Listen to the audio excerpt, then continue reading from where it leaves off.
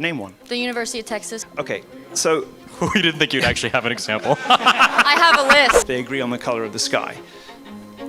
Right. Well, the first, but you haven't answered my question. but I think you just made that up. If you didn't, please tell us what church it is, because that's not Catholic teaching. Sure. That'd be One of the closed pairs down. I went to was Did you say you're not supposed to wear rosaries?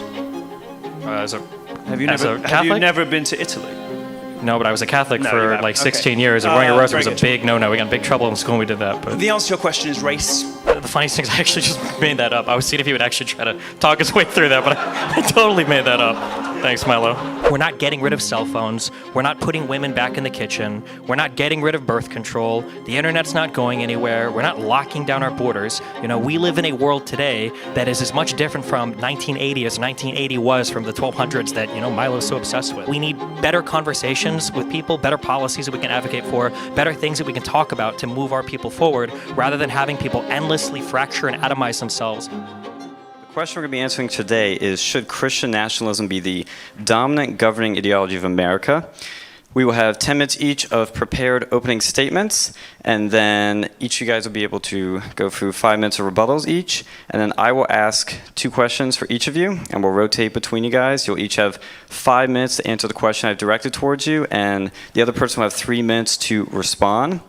And then we will have a 30-minute Q&A and crossfire where you guys will have questions from the audience, and you will also then be allowed to sort of go back and forth between the two of you. So you can kind of have fun with it. It'll be a complete free-for-all. So after that, we'll go for 5 minutes each for closings, and you guys are allowed to have prepared openings, and I will give you guys hand signals throughout so that we're all on time and so that everything is running smoothly. So let's get started with the openings. It will be 10 minutes each, and we are going to start with Milo. Is that indigo? My hair? Yes. We call it blue over here. Okay. Okay.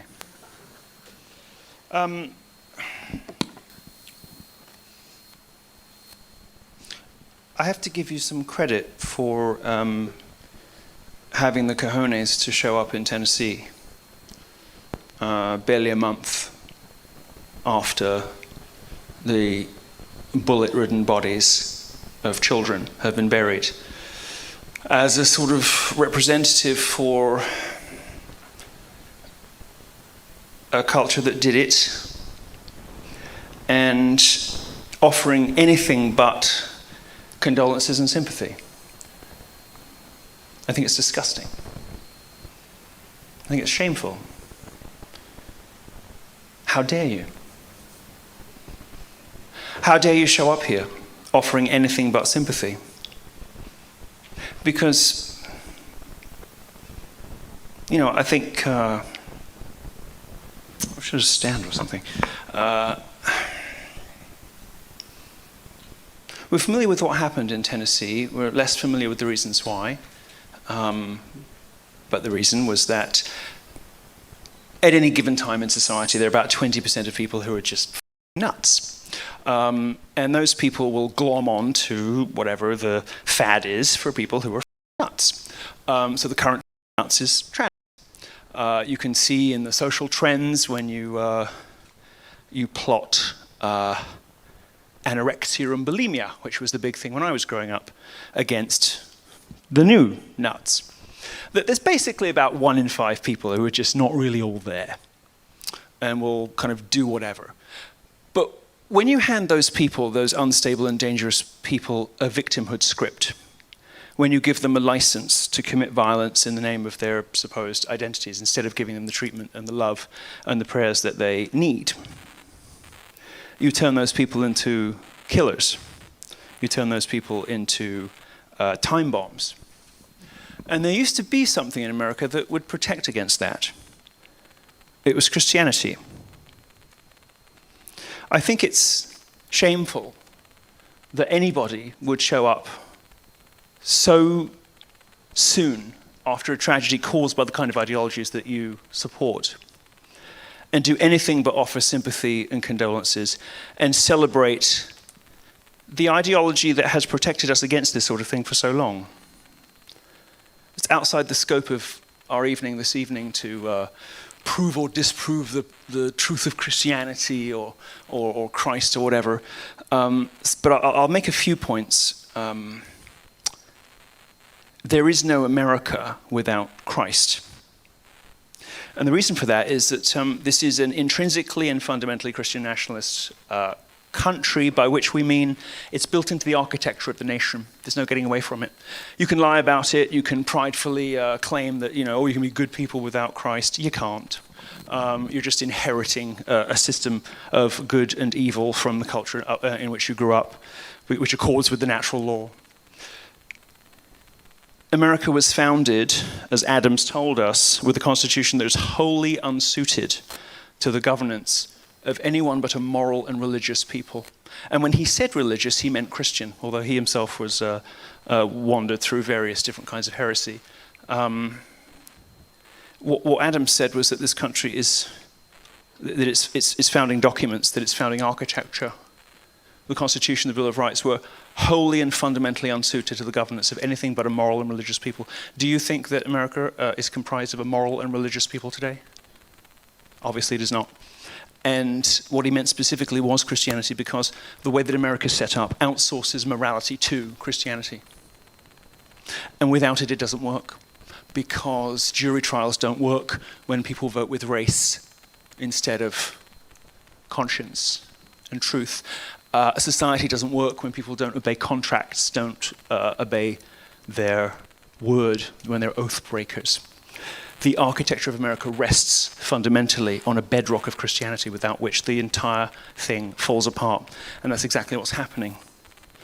And you don't have to take my word for it. You don't even have to take Adams's word for it, but one of your own Supreme Court justices, somebody who was famously left-wing, Rehnquist, I think it was. Can't bother to look it up, but he said that everything in America presupposes the legal system, the social system, the government. Everything in America presupposes the existence of the Judeo-Christian God. Without that, it all comes tumbling down. And without that, it is coming tumbling down. And without that, we're not able to give people who have terrible sicknesses and weaknesses and defects the help that they need. Instead, we hand them victimhood scripts, and they shoot up schools, they shoot up churches, whether they are young white guys on antidepressants or whether they're transgender people who are told that it's white Christians are responsible for all of their miseries. It is Christianity that keeps us nice to each other, that keeps us being good to one another. And if you toss it out, as happened in 1776 here, you have a really big problem on your hands, because, and I'm going to say something very radical and difficult to say in Tennessee of all places, there are freedoms afforded to Americans that are too radical and too great and too daring without the insulation of Christianity. The First and Second Amendments don't work unless everyone's Christian. They don't work, and they're not working. They're not functioning. You can't give crazy atheists guns. You can't let shameless liars say whatever they want about other people in public without consequence. There's a sort of unwritten rule that sits behind everything in America. And it is that these are all the things you get to do because we know that you can handle it. We know that you can be trusted with this because you love God, because you respect life, because you won't take other people's lives, because you'll keep your word. Without that, the First and Second Amendments become a sort of license to abuse one another or to kill one another. They become a license to lie. They become a license to murder. They become too much freedom, because there is such a thing. And without an underpinning moral architecture, this country doesn't work. And it's not working. And since this country has fallen away from God, the Christian God, this country has begun to fall apart. And that's why all of this terrible shit is happening. That's why all the awful stuff on TV is going on. It's why you can no longer trust people to keep their words if you don't know them. It's why everybody keeps voting with their skin color or their sexuality or gender or whatever bollocks it is today. Because they're not unified under Christ, because they're not one under Christ, because they're not brothers and sisters in Christ. It doesn't matter if you agree with the literal truth of Christianity or not. The founders did, and they made a country for people who did. And if you don't agree with that, or you don't like God, or you don't see why too much freedom is leading us all to hate and kill each other, and you don't appreciate that we should not only restore Christianity in culture, but require it in public life, you should go to Canada. You should go somewhere else where there's a moral architecture built into the law. But here, it doesn't work without God. And when you don't have him, when instead people replace prayer and the rituals of the church with antidepressants, with compound interest, with games and drink and drugs and fornication, kind of thing he does with his wife, you know, offering her around town like she's common property. America doesn't work when we behave that way, because we'll all just end up murdering each other. That's all. Destiny, you have 10 minutes. This is terrible.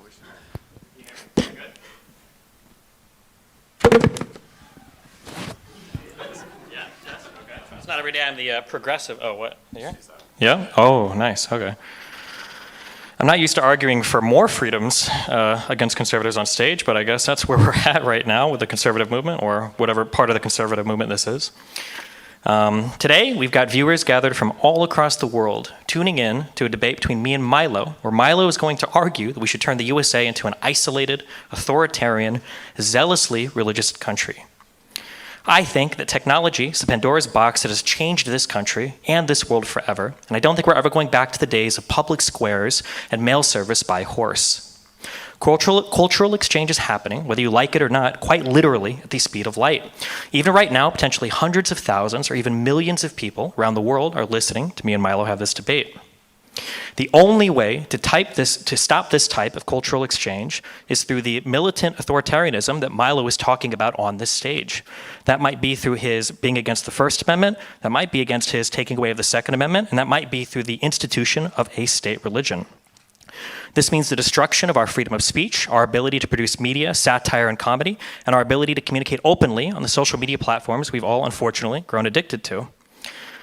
After Milo gets his way and abolishes the First Amendment, is he going to be the one deciding who we can or cannot make fun of on Twitter? Is the world really going to return to how it was before birth control, before women had the right to work, before gay people were allowed to get married, before we were allowed the ability to freely worship whatever God we wanted, or abstain from worship altogether? I reckon that we cannot close Pandora's box. Christian nationalism, as it stands today, isn't even a coherent ideology. Its proponents will argue whether there's an ethnic component, whether one needs to be Catholic or not, and whether one needs to even be a Christian or a supporter at all in order to idolize somebody for a Christian nationalist ideology. How many more porn stars does Donald Trump need to work his way through behind his wife's back before Christian nationalists stop worshiping him as their savior? As small as Christian nationalism is as a movement, even with it being as small as it is, there is still endless infighting. Anyone who's taken a gander recently at Milo, Ali Alexander, or Fuentes' Telegram account can attest to that. And now, with an already fractured and fighting minority movement, some want to put even more restrictions, such as race, lineage, sexuality, LGBT status, or geography on who ought to be allowed to join their movement. The glory days of Christianity are largely over. While the number of worshipers have ebbed and flowed through time, it's impossible for us to return to where we came from. In 1999, almost 70% of Americans were part of a church, synagogue, or mosque. And just 20 years later, in 2020, according to Pew Research, that number has fallen to just 47%, a minority of the population for the first time in U.S. history. We need to be realistic about the coming years. We need to help our young men and women find purpose in the world, stop pretending like some Christian nationalism is the answer. We need to find ways to get our young people engaged with their friends, family, and their communities in ways that synergize with the technological explosion the entire world has experienced. If Christian nationalists want to continue to practice Christianity in America, then I say we let them. However, we should never allow them to take away our right not to do the same.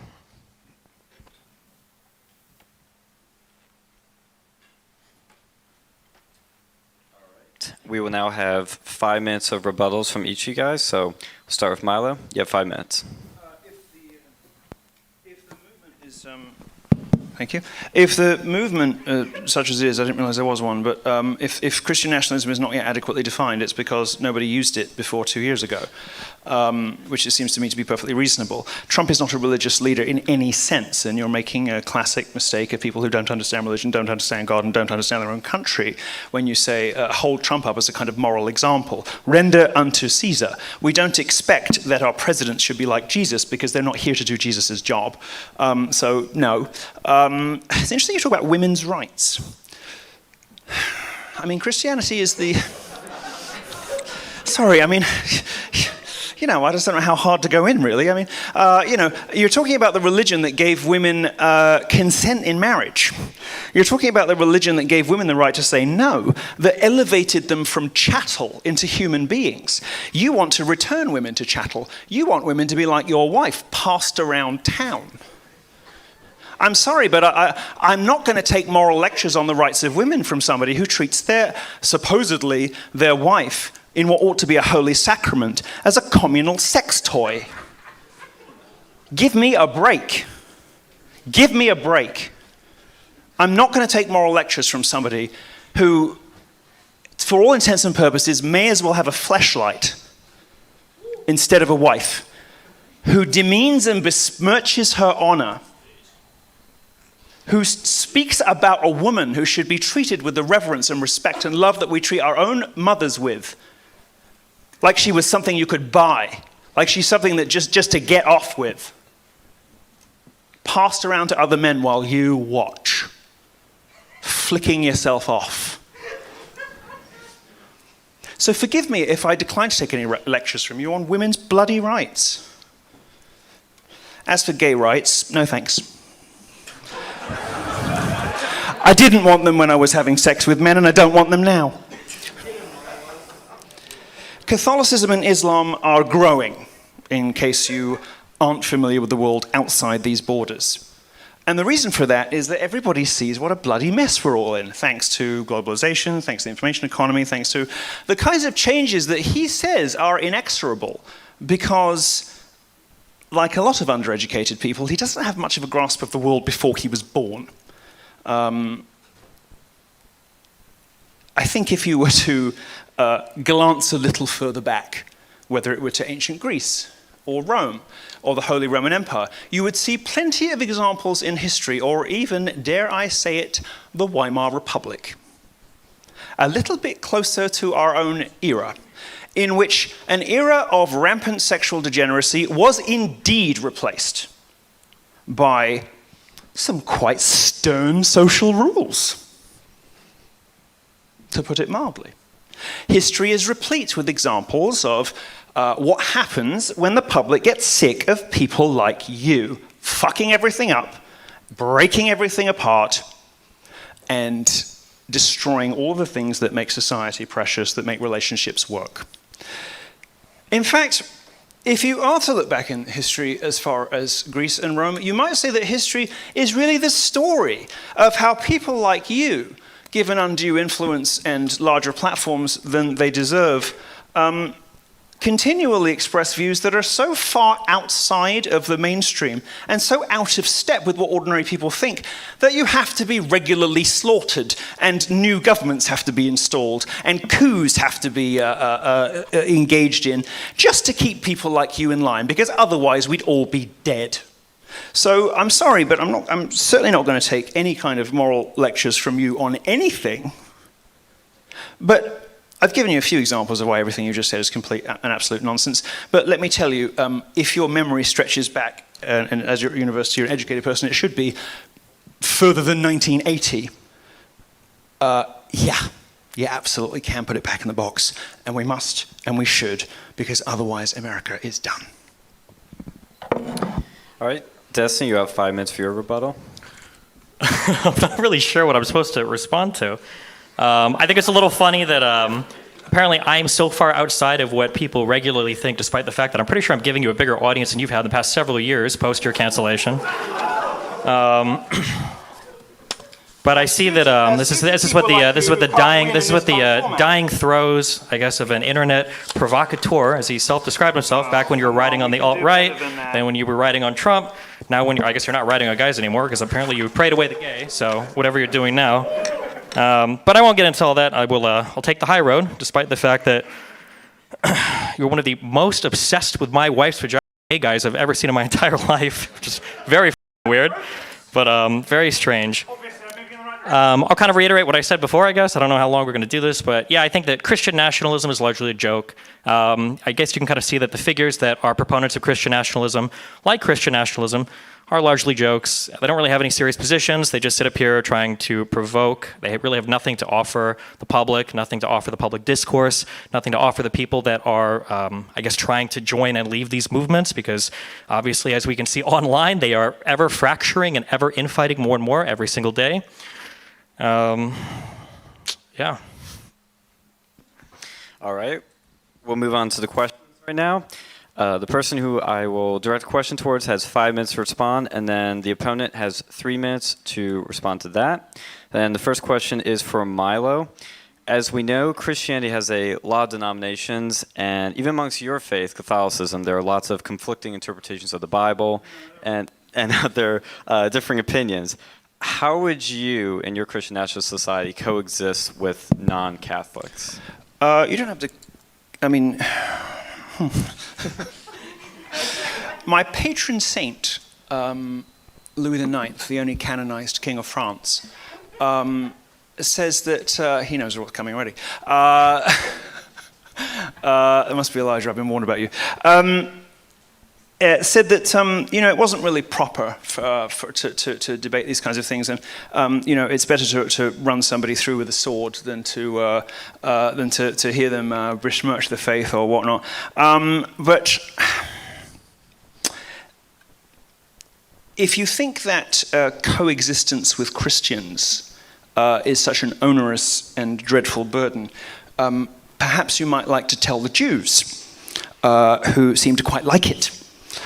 In fact, Jews and Christians, it seems to me, do best in the sort of situation that you have in the West, with a Christian governing majority and a Jewish minority, so that we don't all get too super serious and up ourselves. And we have some good new interpretations of Mendelssohn now and again.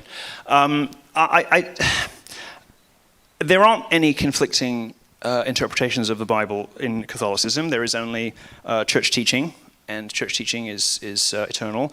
Unless some pope comes along and decides that, even Francis hasn't done that he's going to rip it all up. Coexisting with Christians is the easiest thing to do in the world. And I can't remember who gave this example, but if you heard footsteps, this is not my analogy, but if you heard footsteps coming up behind you in a dark alley at night, would you feel safer if you knew that it was Dylan Mulvaney or any church-going Christian?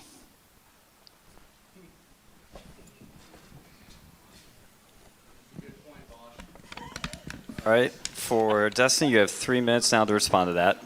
Can you read the prompt again? Yeah, sure. As we know, Christianity has a lot of denominations. Even amongst your faith, Catholicism, Milo's faith, there are lots of conflicting interpretations of the Bible. How would your Christian national society coexist with non-Catholics? Well, I mean, the society that I advocate for is the one that exists today, where people are allowed to worship whatever religion they want. I think that right now, America is superior to a Christian nationalist version of it, because if two different people decide they want to worship two different versions of Christianity, they have the right to do that. Obviously, in Milo's world, I guess the non-Catholics even, I think, would get killed. I don't know where the killing starts and stops for his version of Christian nationalism, or ethnically, I don't know where that starts or stops. I heard the run through the sword thing. Maybe you forgot what you said. I'm not sure what you were doing in the bathroom while we were waiting for you for 20 minutes here, but maybe it's affecting your memory a little bit. It's an But yeah, I think in the United States, I think one of the reasons why the United States works as well as it does is because we've allowed so many different people to come here, worship in the way that we want, or worship in the way that they want, and we should continue to allow them to do so. 40 minutes is a terribly long time to do a line of coke. I was late.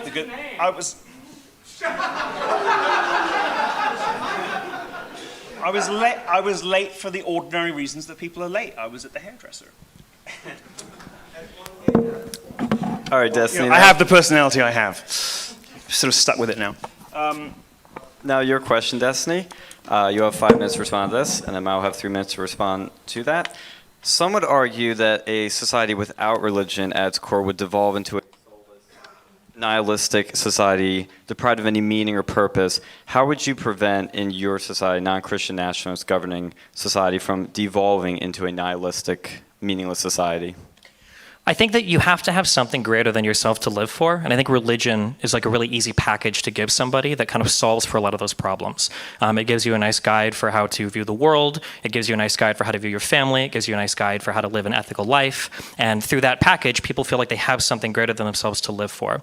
I don't think it's impossible to have that thing without religion, but I think right now we're very politically fractured as a country, and it makes it really difficult for us to have those things.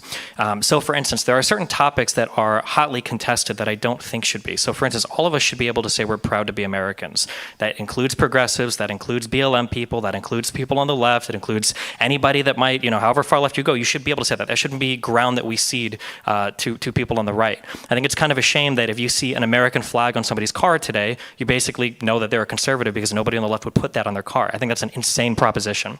So I think that when we've gotten to this point to where we're so politically divided that people can't even feel proud of their country anymore, if you also take away religion from those people too, then they're kind of aimlessly, I guess, wandering from Twitter to Facebook to YouTube to whatever, just endlessly shitting on each other with no common united purpose. So I think that one of the things we need to work on more than anything else is kind of healing some of the political fracture that exists in this country. I think it's good that we argue with each other, but it's not good that we are relentlessly banning people from every platform so that we're all kind of like gathering in different areas and we're not even able to have conversations with each other in the same reality anymore. Just look at the societies that Christians build. I mean, earlier he says, you get rid of the First Amendment, and there goes satire. Again, apparently a memory that doesn't stretch back before 1980. Because I think most of the best satirists were Christian Europeans, weren't they? And before that, they were pagans. And, we live in a very Hellenistic kind of inheritance, and it was just complete and total bollocks. And you've been doing a lot of complete and total bollocks, assigning positions to me that I don't hold, and saying, he wants to murder everyone, he wants to kill all the blacks. No. Look at the societies that Christians build. Look at the things they build. In Catholic theology, there's a thing called the transcendentals, and it's supposedly the things that all souls have in common, that all people yearn for, and which brings us closer to an understanding of God. Now, opinions differ on how many of these things there are, but the core three that everyone agrees on is beauty, truth, and goodness. And it seems to me that if you look at the frescoes in Italy, or you listen to German composers, or look at Dutch painting, that we in Western Christian Europe have done a pretty good job of embracing beauty, truth, and goodness, and also self-sacrifice and sacrifice for love, which is the central image of Christianity. Feuerbach, the philosopher who was not a Christian, did not like Christians at all, said that you can sort of tell what a culture's all about from its religion's kind of central symbol. Ours is Christ on the cross, dying for someone you love. It's Tristan and Isolde. It's all the things that we think are most noble. It's sending people to war to die for their country. All of those values, all those things we love, rest on the image of Christ on the cross. We are good only because we have learned goodness from Christianity. And we can insist in a prideful way that, no, I'm good because I made myself good, because I got there through reason. All right, mate. Just look at the societies that Christians build, and you tell me where you want to live. Is it Abu Dhabi? Is it the Congo? Is it Sparta? Or is it Western Europe, maybe 50 years ago? I know where I'd rather be. All right, last question for Milo. and you'll have 5 minutes to respond to this, and Destiny will have 3 minutes to respond to that. Some would argue that societies governed under one faith can devolve into tyranny. How would you prevent a second Inquisition or a Soviet-style dictatorship with them forcing people to proclaim their allegiance to the state and faith? Well, the Soviets are crap because they failed. I mean, they failed to do what America has accomplished, which is have people thank you for their enslavement and ask for more chains. The Soviet Union never really achieved that, but America has, with prescription drugs and all the other things that people are addicted to. I mean, everybody in this room is dependent on a cocktail, a little package, a little consumer package of things that get them through, whether it's their credit cards or gaming or whatever, passing your wife around. These are the things that sort of get you through life. I'm not terribly concerned about preventing another Inquisition. I think that'd be quite a good idea. Got a pretty bad rap, just like the Crusades does. I mean, you won't hear this from dishonest people who throw accusations at, without really listening to the arguments of their opponents and who aren't educated prior to 1980. But the Crusades were a defensive war. The Inquisition wasn't all that it's been said to be. I don't have an enormous problem with us wandering around and making sure people aren't murdering each other in the womb and making, sitting back and making money off the poor, landlords in Brooklyn. I don't have a terrible problem with that. I don't think that protecting against tyranny is the thing that America should be most concerned with at the moment. I think an urgent, strict, and perhaps stern realignment to a much more conventional morality would make everybody happier. And I don't think that anyone in this room can honestly say that America is better now than it was when most people were going to church or at least God-fearing. It isn't better. And you don't have to be a Christian to participate in a Christian society. Christians are the best of all at letting people in, sometimes too much. Sometimes the people that come in end up messing everything up. You don't have to be a Christian to benefit from a Christian society, and lots of people in this room have done exactly that. But when you take God out and things start to fall apart, you end up in a world nobody wants to live in. And we are in. Sorry? What year? Like, you're referring to a traditional Christianity. What year are you referring to? What do you mean? Like, you're referring to a traditional Christianity. Oh, well, I mean, if I had my way, I'd go back to about 1200. Lots of propagandists in university departments call it the Dark Ages. Well, this is a conversation for another day, really, but it seems to me it was quite a nice time to live. And I think that you would find, if you care about this kind of thing, if you do care about things above and beyond yourself, if you care about where we go afterwards, if you care about leaving a good legacy, if you care about being good to the people around you, I think a lot more people in 1400 got into heaven each year than do now. And I don't think you have to be a Christian to accept that that's because we're not nice anymore and we're not good to each other. And the reason for that is the failing moral architecture and underpinning of society, which was required by the founders, or this stuff doesn't function. And it's not. All right, Destiny, you have 3 minutes to respond. Can you hit me up with that prompt again? Some would argue that societies governed under one faith can devolve into tyranny. How would you prevent a second Inquisition or a Soviet-style dictatorship where people have to proclaim their allegiance to the state and faith? It's kind of a hard question for me to answer because I'm not advocating for Christian nationalism, but I would say obviously we should be allowed to carry on as we are now, where everybody's allowed to choose what God they want to worship, choose the lifestyle they want to live, as long as they're not encroaching on the freedoms of other people. I think you should continue to have the right to do that. So it's my argument in the negative. Also, I do think it's kind of funny that Milo pointed out that everybody in here is addicted to consumerist packaging, when I'm pretty sure that bag is worth like 10 times more than my entire outfit. It is. It is. All right, now we will do the last question for you, Destiny, and then we'll go to the Q&A/crossfire. Some would argue that most people are naturally drawn to some sort of faith or belief in a higher power. How would you prevent your society from inevitably becoming a religious society and thus being run by the exact same organizing faith or ideas that you want to try and stop? I think that the important I think the important thing is for people to have something bigger than themselves to live for. I don't think it has to be religion, but if it was religion, I don't necessarily think that's the worst thing in the world. I think that the defining aspect of the United States is that a lot of people with contradictory ideas can exist within these same geographic borders, governed by the same legal system, voting on the same politicians, and somehow finding a way to make all of that work. I think we've done it for hundreds of years. I think we do it better than any other country on the planet. Right now, today, not before 1980, not in the 1200s, but today in 2023, I think we have an incredibly diverse country of people, all sorts of creeds, all sorts of ethnicities, all sorts of different types of people that seem to be living together and making it work. I think we have problems right now, like I mentioned earlier, with the political division. And I think that that's a real problem that we need to combat, but I think we need to do it by having honest conversations about what we can do to move forward, not by talking to people that want to look back hundreds or thousands of years to what society used to look like before there was Gucci and hairdressers.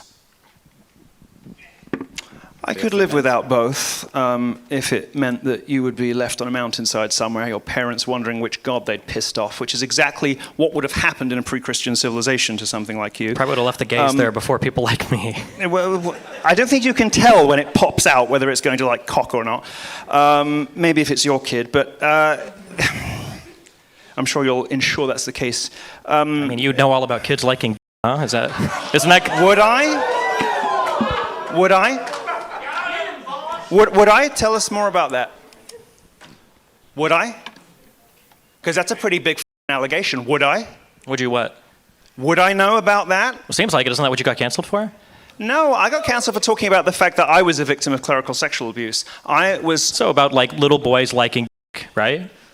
Oh, I see. Okay. Well, yeah. There you go. You got there eventually. It's okay. Okay. I can tell you're coming down right now, but I'll walk you through the rest of my jokes if you need me to. No, fair enough. No, okay. Are you bringing it? Fine. It's a shame Father Michael's daddy would have liked that. I think if I don't know that it makes me an expert on kids liking being raised by a priest, but if you want some comedy lessons afterwards, I'm happy to give you 20 minutes.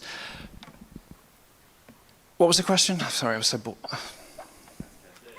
The question was, some would argue that most people are naturally drawn to some sort of faith or belief in a higher power. How would you, Destiny, prevent your society from inevitably becoming a religious society and thus being run by the same organizing faith ideas?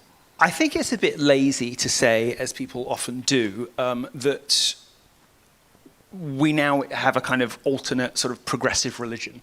I don't think that progressivism really functions like a religion. It's true that when you take God out of things, you don't just sort of, get rid of him in the same way that when you get rid of a king, you don't really get rid of the king. You still are ruled by people that you have no power over. The difference is that in America, you don't know their names because they lurk behind that flag, rubbing their hands and making money off you and getting you addicted to things. You don't know their names, so you can't assassinate them. One reason monarchy is better. I think... sorry, I forgot the question. Oh, it was about how do you prevent it from sliding in? Yeah, I think it's lazy when people say, "Oh, we've replaced kind of one religion with a progressive religion." It's true that when God moves out, that other things move in. You don't just kind of get rid of it and now everyone's happy and now everyone can just be nice to each other. That yearning that you've acknowledged that we all have has got to be satisfied by something. So if you take the Christian God out, something worse moves in because there isn't anything better than that. There isn't anything better than that for organizing society. There isn't anything better than that for teaching people how to behave to one another. There isn't anything better than that objectively, practically, and empirically. So things do move in, but progressivism of the type that he likes doesn't function like a religion because all religions have one thing in common that his political orthodoxy doesn't, and that's salvation and forgiveness. Because there is no forgiveness for people who are cancelled, whether or not they were responsible for what happened to them and were trying to make sense of an abuse experience, or whether they said something that they shouldn't have said. There's no way back, there's no forgiveness, there's no redemption. And that's the thing that all religions, except for this orthodoxy, seem to have in common. So I think it's a bit lazy to say that one religion gets replaced by another, but it is definitely true that you cannot simply chop off the top of the pyramid and expect everything to be fine. Something worse will slither its way up there, and it has. Thank you guys so much. Let's give everybody, both of them, a round of applause, please.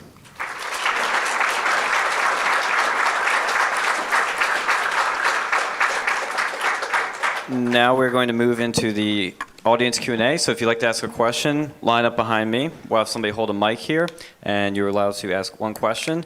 And we'll have probably about 30 minutes this. If we want to go a little longer, we can, but we'll try to keep it to 30 minutes.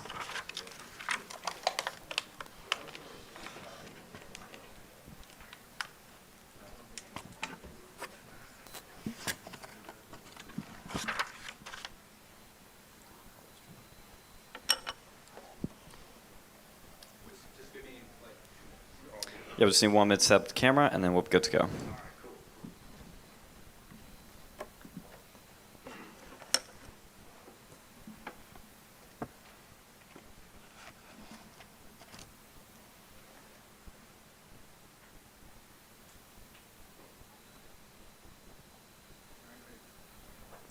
All right, so in like a potential Christian nationalist or like theocratic U.S., what would kind of the government policy on smoking indoors be? Is that like permitted? There's something odd about smoking. Smoking's the only thing that's bad for you that the government doesn't promote. See, that's kind of what I think. Yeah, there's something up with that. I feel like maybe like on the low, smoking is really good for you, and they just don't want us to know, and cancer comes from like the TV or something, because there's no onto something, yeah. That's something, whatever, you know. No, it's bad vibes or the devils or something, but there's something weird about the fact that smoking's the only thing that kills you that the government doesn't subsidize and encourage. See, yeah, I've always found that to be kind of questionable. I think smoking is extremely based, and Oh, yeah. I can tell you without a shadow of a doubt, certainly in my faith tradition, the early church fathers were very enthusiastic about alcohol, in moderation, of course, although moderation had a slightly different meaning in the 1200s. So I think they would be lighting up the Marlboro right next to you. All right, well, awesome. Destin, do you have any sort of opinion on that, or? I kind of like smoking being banned from indoors, I'm going to be honest. Fair somebody enough. that is I 30. didn't live it. So. As somebody that's 34, the older people in here will remember for restaurants we had no smoking sections. They definitely didn't work. I don't mind people smoking, I guess, like outside if they want to smoke, but having to share spaces with just disgusting cigarette smoke, like constantly wafting through the air, especially if you've got kids around and stuff, I think it's really disgusting. So I'm glad it's gone from inside. You sort of get used to it, though. I mean, the only reason to visit Germany after 1945, really, is the fact that you can smoke while you're having a coffee. There's a lot of drugs you can get used to, but I don't know if you're a good argument in favor of that. I'm not saying that there's, there are certain things that you can't necessarily argue from first principles convincingly, but nonetheless seem to work better, like monarchy and smoking. All right, well, fair enough. Thank you, guys. Hi, I clawed one person back, you see. I'm so glad someone brought up smoking because I really needed a Marlboro Red coming in here, and I was like, God, okay. It's hardcore. I'm a Newport Lights guy. Okay, right. Smoke right. for the man you want, as From was. John, maybe. But I wanted to ask you, Milo. It's a question on speech, and the first one was, what happened to make America hate again? I was looking forward to that book. I was telling all my friends and family about it, and then it didn't come out. I kept getting employed by people, but I've written most of it. And I think it's become actually more urgent than ever. There's a particular understanding of hate, which I think that the left fails to make this distinction, probably on purpose a lot of the time. You'll hear Christians sometimes say, hate the sin and love the sinner. What they mean by that is that people are what they do. People are their conscious choices, right? So we shouldn't hate people because they were born a particular ethnicity or gender or whatever, obviously, unless they're French. But what we should instead do is judge them by what they choose to do, right? So people are their actions. And psychology is now catching up with religion. It's, there's no gay men on forms anymore. It's men who have sex with men. So psychology is kind of catching up with this idea that we are what we choose to do. We can hate what people do, the choices they make, and the evil that they perpetuate, without hating them as human beings, as children of God. And I think it's become more urgent than ever that we, I think, rehabilitate hate. And I definitely have been encouraged to get that bloody project finished, because I think it's more urgently needed than ever. We ought to be able to look at something abhorrent and say, I hate it. I hate it powerfully. I hate it passionately. I hate it with every fiber of my being, and I'll fight it, and I'll stop it, and I'll die for it. I'll die to get rid of it. The kind of lifestyle he leads, is the sort of thing that I think it's okay to hate. It's a conscious choice that hurts everyone, that leaves lives ruined, you can see the results. That I think it's okay to hate, although I am commanded to love him as, a fellow man, as a Christian, which, I'm working on. That brought me to the substance of what I wanted to ask you. Oh, just on a real quick thing, because you didn't really answer that question. If you want to know when his next book is coming out, you should ask the guy that actually writes them. I have to believe Milo writes them. I'm a big fan, and they're all fabulous. Anyway. I think, given that I write about 10,000 words a week on Telegram, it's not beyond the realms of possibility that I might throw a book together once every 2.5 years, which is roughly when I get around to doing them. But you tried. And it's a great Telegram, almost better than Tucker. Okay, it is better than Tucker. But what I wanted to get to is with blasphemy. Yeah. Are blasphemy laws the proper way to have a First Amendment, but also keep it from corrupting itself? Yes, I think you need a deterrent to remind people what it is that keeps everything held together. And I think if somebody goes out repeatedly, deliberately blaspheming the name of our Lord, you should expect to have your tongue cut out or worse, because that's the thing that keeps everything together.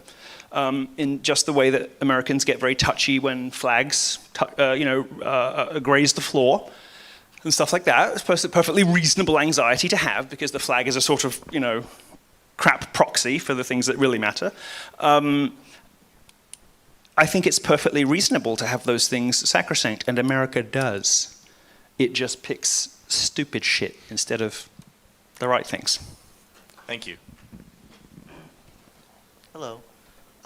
So Milo, you have identified yourself as an ex-gay, and you have also advocated for conversion therapy. Yes. And making it to where it is more, I guess, acceptable to the media, or presenting a more positive light of conversion. I don't much care if journalists like it or not. I just want to save souls, but go on. Yeah. So I just wanted to know how you planned on making it to be seen as more positive in the media, just because a lot of studies have shown that conversion therapy is traumatic for... No, they haven't. If you recall, even the most left-wing... that ridiculous... I mean, okay, the strongest argument you have is that Biden, the nuclear tranny, the one whose job was dealing with spent rods, who used to steal luggage from there was that lovely, was it a Nairobi woman? What was she? A fashion designer. That tranny your first clue was he's wearing women's clothes. Maybe not somebody you want around nuclear material. Your strongest argument is he went through conversion therapy, but of course on film he said it worked and he liked it. So the testimony is a bit unreliable in this area, and I think most of the reason for that is that it doesn't work all the time. And the majority of it doesn't work most of the time, actually. The best that most people can hope for is celibacy. And I think that disappointment is what drives a lot of the negative testimony afterwards. I think that it works in conversion therapy's favor that it's hated. If you find it ridiculous for me to say that, that it's a good thing that works, there isn't a person in this room who can honestly say, the press treated Donald Trump totally fairly in 2016. Even if you were on the other side, everybody now agrees, as sure as, they agree on the color of the sky. Right. Well, the first, but answered my question. I'm getting there. The first time that something was given that treatment, the treatment that Trump's had, was in the first episode of political correctness in the 1990s. So in the 1990s, there was a sort of brief flash of political correctness that was quite quickly put down by counterculture. It came back with a vengeance later. We now live in it. But in that first brief flash of political correctness, that's when you had the old ladies with the big hair on TV saying that, Marilyn Manson causes massacres at school, which I find, just as ridiculous as people who say that video games cause school shooters, just as ridiculous as people who say that. Thank you. Well, I'm trying to. Not everything has a two-word answer. But I think it does. All I just want to know is how you plan on. Well, if you knew the answer, you wouldn't be asking me. Well, yeah, but you I think just we're done. keep Thank going you. in circles. Hi, so Destiny, I just want to say I'm a longtime viewer and fan. Hey, what's up? Nice to see you in person. As far as all the shit you get about your wife, threesomes are base, dog, so have your fun. Anyways, to my question. You guys seem to be implying that under Christian nationalism, things would get better. Well, he does. Things get better. I assume that means like crime and things like that. How do you reconcile that with the fact that a lot of the prison population is very low atheist counts and dominantly Christian, and a lot of countries like Japan and over in Europe are less religious, and they seem to be more pleasant places to live. So if either of you guys have something to contribute on that, I'd love to hear your thoughts. I think that religion probably has a really complicated interaction with a person's life in a way that could either predispose you towards crime or could not predispose you, or predispose you against crime, or be a protective factor against crime. So, for instance, if you grew up in a religious family where religion is a centerpiece of the family, but it's also built out to where you've got a strong mother and father, or two parents in the household, you've got a good community of people that also worship. In these types of situations, I'm sure that religion probably functions as some kind of protective factor against committing crime and whatnot. But if you look at prison populations, where people go and they eventually convert, or a lot of people can be violent and still, wear a rosary, which you're not supposed to do, or wear a chain or something that has a cross on it. I think sometimes you can scapegoat religion to do horrible things. I think that it's probably just depends on your engagement with your religion. I kind of view it as an instrument, a tool. You can either do good things through it, like the unbelievable amount of charitable givings and community involvement that churches have, or you can do horrible things with it, like people flying into buildings or going on mass shootings or what have you. Did you say you're not supposed to wear rosaries? Have Have you never been to Italy? No, but I was a Catholic No, for okay. 16 years, and wearing a rosary was very a good. big no-no. We got in big trouble in school when we did that. But The answer to your question is race. The reason that there's no crime in Japan is it's entirely racially homogenous and wealthy. That's the answer. The reason that there's a lot of crime in this country is that America messed up emancipation. What races commit the crimes? I think we know. But there's a reason for that. There's a reason. Well, let me get to it. You can clip the good thing. Pussyfooting about it. Just fucking say it, you coward. In it, Pussy, Milo. this. All right. This country messed up emancipation. What happened in the UK was that, and it feels gruesome to us now to speak in these terms, but property owners, sorry to say, were compensated for their losses. To put it, in those terms, in a sense, emancipation in Europe was a kind of eminent domain, where even if people wanted to grumble about it, they couldn't really say too much because they had got the market value for their house so the railway could be built.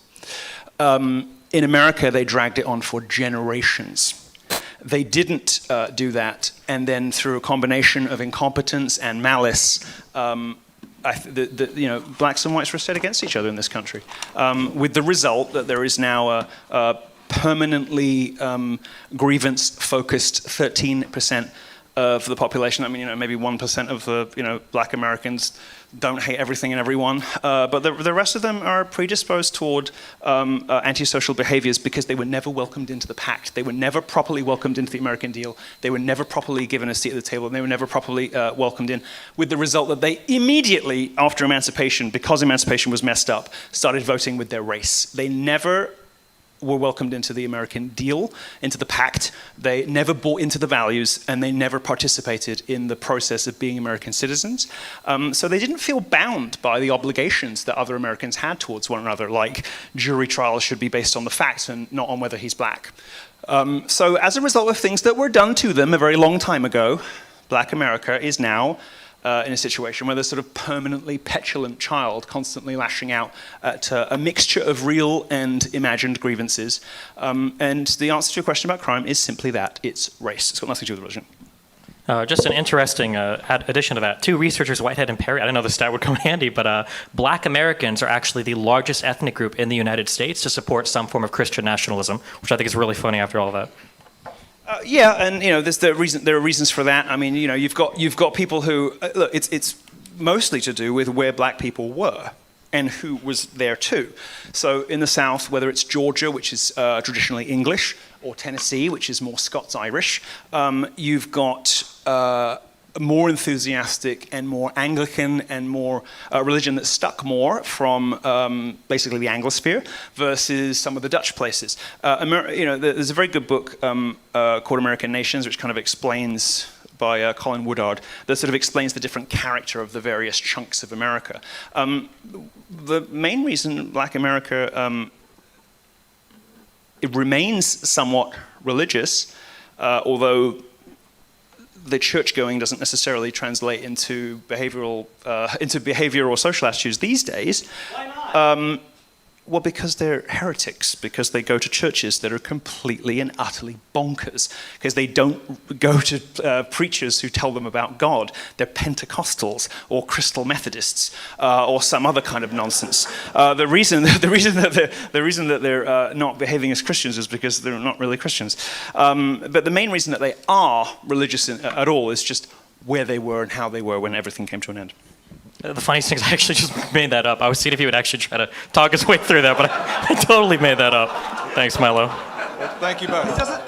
It doesn't surprise me for a very simple reason, which is that it was black voters who resisted the proposition in California about gay marriage. It's not a ridiculous thing. It's not a gotcha to say that blacks are socially conservative. You can make some of the same arguments about Hispanics.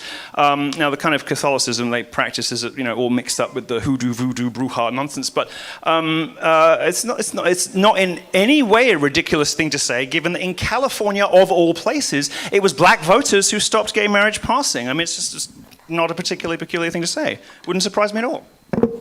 In fact, one of the reasons that they have to work so hard to get black people into universities is that they don't teach anything that black people actually care about, and one of those is God. What else do they not care about? Property rights, bicycle chains, I don't know. What happens when you die? That's a good question. It's a great question. I'd like an answer. You might find out soon if this event carries on its current trajectory. Well, one of us I just will, want I your guess. personal opinion. I have no idea, to be honest. It's a thing I don't concern myself with. The way that I view it is that we've got one life on this planet. We've got a bunch of people on this planet. There's going to be people that are come after us. I feel like it's good to kind of put all your efforts into making this life as good as you can for yourself and the people around you. If you want to fixate on an afterlife or wonder what comes after, I think that's fine. But don't make too many sacrifices for a guaranteed life here for a hypothetical, afterlife tomorrow. In all fairness, I think we can all see the results. Who you were when I came here, so just out of curiosity, are you an atheist? Yeah, I would say so, yeah. What is nothing? That's a What very is that? challenging question. A lot of people I've talked to about it say that nothingness is black, right? But that's something, isn't it? So the challenge of the question is actually in the words that you use to ask the question betray how complicated a question is. So for instance, when you say, what is it like to experience nothingness? Or what is a thing? What is nothingness?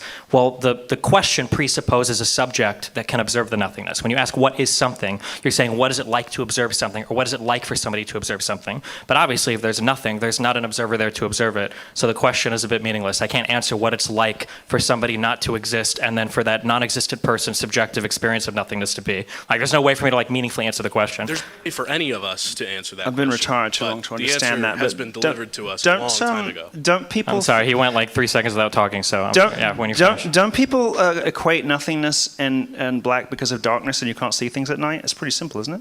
It's who? What? Sorry? Okay. Anyways. It's the same reason that up and down have the associations they do with good and evil, because things grow up and die down. It's pretty simple, right? Well, Destiny, go ahead. both of you guys have been calling each other terrible names and being real rude to each called other him all names. day. To be clear, It's his only in behavior retaliation I to him. don't I came like. here to play nice tonight. I didn't know he was going to be such a degenerate. No, well, I know he's a degenerate, but not in these ways. No, you didn't. I just want I both of didn't you call to him any know. names. It's his behavior I don't like. It's Well, the yeah, way yeah. that he I'm passes sorry, go ahead. his It's wife the last time around. I'm sharing a stage with this clown. Go ahead. Okay, that's fine. Well, I guess No more charitable donations to this guy. We can leave that to the 5,000 view ministry stuff he does on YouTube now. All right, What were you saying? every one of us is a sinner, and you can True. be saved. Oh, the thank Lord you. gave His only Son that each one of us can be saved. That's Thank all you, I have sir. to say. And it's precisely that. Although I intensely and feverishly despise your life choices. That's precisely the difference between us, because I will go home and pray for you, and you will go home and bitch about me on the internet, and that's exactly the difference You between were us. literally complaining about me in the Exactly the bathroom difference between 30 us. minutes ago, Milo. We can see your Telegram. It's public. You know that, right? What are you talking about? I just separated the des from the tiny. The des, that's all I did. Was I complaining from the bathroom? Milo, if Christianity is what's going to save us from these mass shootings, since you said that we've turned away from Christianity and that's why the bad things in the news are happening, why do we have so many Christian mass shooters? Who? The Christian mass shooters? Who? Name one. The University of Texas shooting, it was a Catholic. Okay, so We didn't think you'd actually have an example. I have a list. neither did I, because the two problems with this. Okay, we live in a Christian country and in a Christian tradition, so everybody kind of like casually calls themselves something, regardless of how committed they were. And I think I heard somebody say, "Where did he go to mass?" And I think what he was getting at was this somebody who goes and listens to the gospel in church every Sunday? Pretty sure it wasn't. Everybody kind of like loosely calls themselves Christians in Christian countries, at least until very recently. But aren't there more obvious common denominators between all these shooters than religion? For instance, antidepressant drugs. For instance, ready access to firearms. For instance, maybe even you might say their race and their gender. There's stuff that's like much more of them have in common. Way before you get to Christianity, no? Like 7 things they have in common, more than they have Christianity in common, don't you think? The demographics follow the demographics of the United States. So I don't think there's a common denominator. So what? I don't think there's a common denominator between race, gender, whatever. No, I say the demographics have nothing to do with whether someone's on prescription drugs or not. What? How many mass shooters were on prescription drugs? Literally all of them. No. Aside from, yeah. I mean, No. you can't name one that wasn't on something. I mean, I don't have the list with me. I can certainly pull it up if you want. Every mass shooter has been on something. That is false. Dylan- Also, I think Dylan it's Roof was disgusting on that it. you came here to our state talking about our children that died in a mass shooting as a political point. That is absolutely vile. I live here. And I go to church here. Excuse me, ma'am. So pipe down, because I, as a resident of, I have just as much. Hey, I think you need to pipe. Excuse me, I have just as. Pipe down. As somebody who lives here, I have just as much standing as you do to talk about the dangers in churches and schools, because I go to church every Sunday. Do you? Because if you don't, I'm at more risk than you are. No, you aren't. No, you aren't. You are not. Why am I not at more risk than you are? Can I have an argument instead of petulance? No, I can't. You're leaving. Okay, very good. Where was the petulance? Oh, that was indicated by my sarcastic imitation. No, you aren't. That's I'm petulance. talking. Then please, where do you go to church, Mom?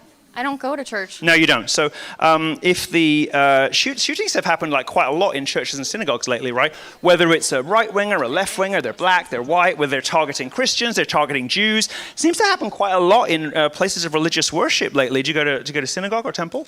No, but Do you go to a mosque? Do you go to school? Do you because go it to- happens at schools a lot. Yeah, I'm in one now, but you evidently didn't go here. I Wait, are grew we in a up in school or are we in a Tennessee. convention center right now? Thank you. I thought we were at a The university. answer to your question is go to Wikipedia. Did they look not up let no us on true the university? Scotsman, okay? All the Christian shooters that were mass shooters weren't real Christians, okay? Apparently that's the answer. Well, I think if you look at the manifestos, you can see what motivates them, and in many cases it is racially motivated. There's no point denying it, but I don't recall anybody drawing on early church fathers to justify their massacre of children. Not Would for you a say, whi- would not you for say a that while there is anyway. an ethnic bend to Christian nationalism? Yes. Okay, so then, And I think then it's- who's to say that a mass shooter that cites ethnicity for an inspiring factor for why there's a mass shooter, like why would you not say that Christian nationalism might play a role into that? I think it's a pity that there does seem to be a sort of racial inflection to Christian nationalism. It's not a dimension of it that I share or care too much about.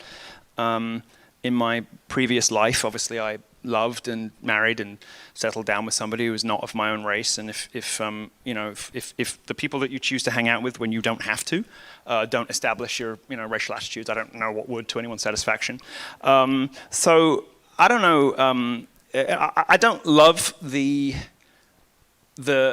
fact that most of these Christian nationalists seem to be young white guys. But by the same token, I've seen black conservatives, and I think we'll stick with what we have for now. certainly I do think it's a responsibility of older and better educated Christians and these guys, confessor priests, to remind them that there's no skin color.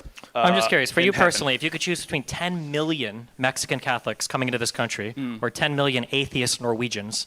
Well, I'm very racist against Spanish people, so you've put me in a bit of a bind.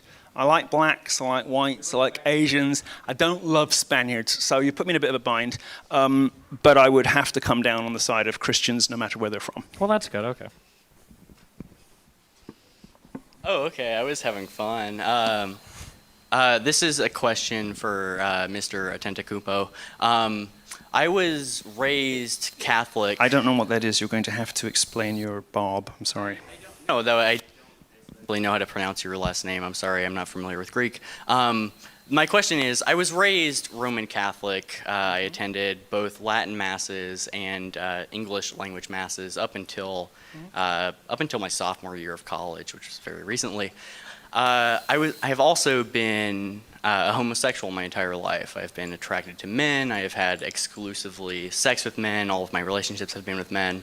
And I'm very aware of the fact that these homosexual relationships are a sin according to Catholic doctrine. And I'm wondering if you have practical advice for overcoming these things. I'm not interested in whether or not they're sinful. Are you sincerely... I'm completely sincere. I mean... Because I will have a real conversation with you. It's just that there's been a particular tone this evening, so... I have been very ironic with you and sarcastic, but this is a completely sincere question. You can understand why I'm asking. I totally understand. I mean, we could talk in the bathroom if you'd like, but... Definitely I'm interested not. in actual practical applications. I'm not interested in whether or not Quite a it's short refractory ethical. index from mocking someone to saying you want to have sex with them. All right, look, what the church teaches is not that homosexuality in large part is a cluster of symptoms to early childhood trauma. Whether that trauma is having no male role model to look up to, whether it's the failure to form platonic attachments with male authority figures, there's a bunch of things that can happen, or sexual assault. You're not responsible for what happens to you, but you are responsible for what you do afterwards and what you do with that. And But I'm looking for church, practical advice, day-to-day things. Sure. Well, then you should. The easiest. The first Stop thing. Men, isn't that like the only thing you can say? I mean, what else can you do? Easier said than done. as my damp pillows will attest. I think that the first thing. Look, I'm going to assume that you're being serious, and I'm not going to give you any sort of flippant, frivolous kind of day-to-day whatever. I practiced mortification when I was getting myself out of that. I used hot oil because it's extremely annoying and lasts a really long time, and it kind of like kills any sort of sexual appetite. But the first step before any of that is to figure out why you ended up like this in the first place. Because you weren't born this way, that's sort of 1980s propaganda. There's no gay gene. They would have found it by now. We have mapped the genome. It's not there. Something was done to you, or something was not provided for you. And one or both of those things happened, which produced these feelings. And if you want to get right with God, the first step is to find out what it was, because you might not know and you might not remember. The best place to go for that is a therapist who was trained by any of the sort of descendants of the Joseph Nicolosi school. So Joe Nicolosi is kind of like the sort of godfather of, they call it reparative therapy now. And his son is still active, and they still train therapists. And within quite a short space of time, they will help you to find an answer. And there are a variety of therapies that look to the observer extremely funny, that nonetheless do work. And I'll let you discover what some of those are for yourself. But there's a path out if you want it. Almost everybody can reach celibacy if they are sincerely committed to it. And the numbers vary from like 10 to 20% people who successfully manage to enter into a relationship with a woman, have an active sexual life, and have children. somewhere between 1 in 10 and 1 in 5 I'm gay, sorry, gay is people are able to do that. celibacy the best case scenario for a homosexual? For a lot of people, yeah. All right. Yeah. Thank you, Vosh. Same joke. Again, Hey, Destiny. So you had a great talk with the Muslim extremist Quarantos about how his great audio quality and good takes about how Muslim nations are greater than Christian nations. I want to ask Milo how you would implement Christianity when they are barely holding on to their legitimacy, when Islam is gaining traction and while Christianity is taking D-list celebrities that take cock, well, at least of 20 years ago, or 20 minutes ago. okay, I'll ignore the last bit. Catholicism and Islam are both growing, and the reason for that seems to be that people correctly intuit that if a belief system or a club, a society, a way of life kind of demands nothing of you, then it's probably not worth very much. So people are very, it's one of the reasons that Protestants are so kind of ideologically promiscuous. You know, church hopping happens when all you have to do is just show up, listen to a preacher for 45 minutes, you know, listen to some nice music and go home. People don't get very much out of it because there's not really much to get out of it. Islam and Catholicism are quite demanding, and they ask a lot of their followers. In the world we live in today, it's no surprise that they're both growing. You say implement like it's, you know, the death penalty or something. What I would suggest is that America rediscovers its founding principles, which are not untrammeled freedom. Freedom of religion in America was designed to avoid Protestant wars. It wasn't so Muslims could take public office. And that should be reversed, and it should be against the law. If you live in America and you're a servant of the people in America, you should be a church-going Christian. It ought to be a rule. But something happened in 1776 that I don't think was necessary, and it was probably a mistake, when that ugly sedition occurred.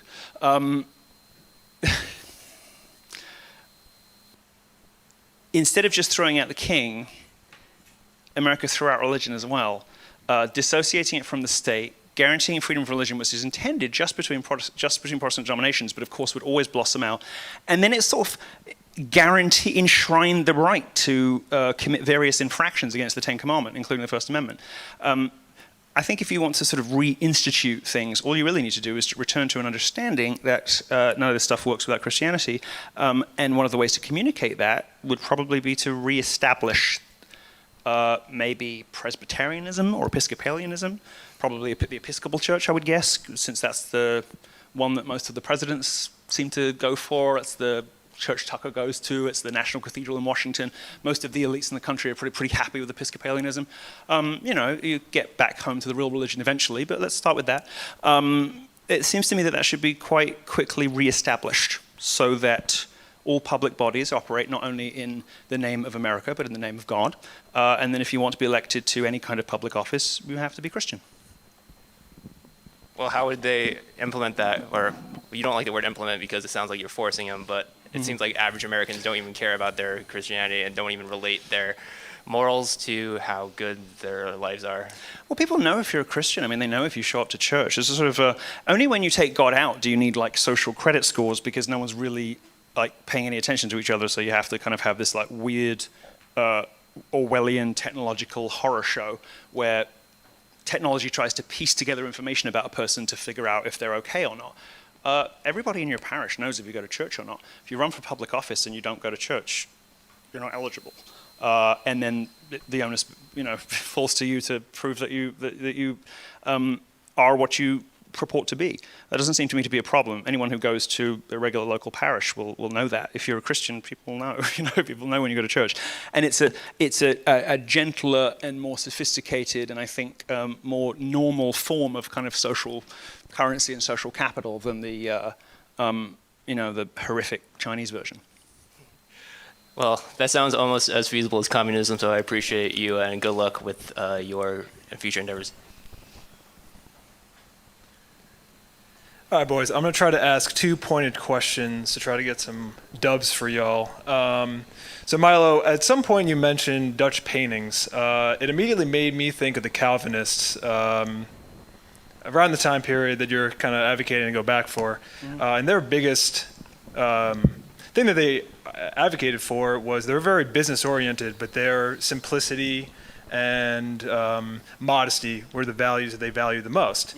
How would you kind of reconcile in a transition to a society that has a Christian nationalist government, the American values of excess and stuff like that, to the modesty Christian value that's I really get what you're important? going. I don't think those were the American values until very recently. I mean, for the first 250 years of this country, precisely that kind of modesty obtained.